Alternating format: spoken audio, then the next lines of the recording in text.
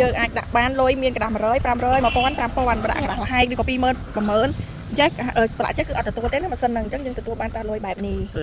វីដេអូនេះសូម unboxing មួយ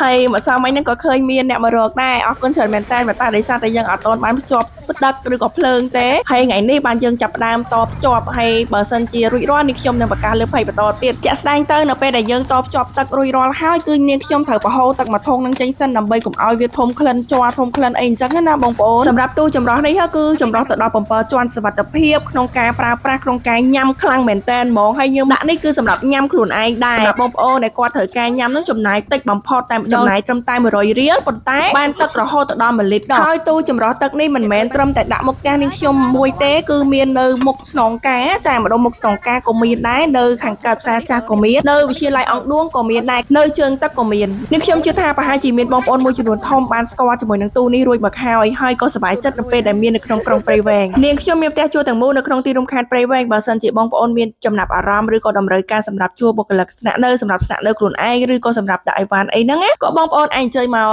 សាកសួរព័ត៌មានឬក៏មកមើលផ្ទាល់បានដែរខ្ញុំជឿថាបងប្អូនមកដឹងតែពេញចិត្តហ្មងហើយសម្រាប់ការកន្លែងចតឡានចតម៉ូតូអីគឺធំទូលាយស្អាតអរគុណច្រើន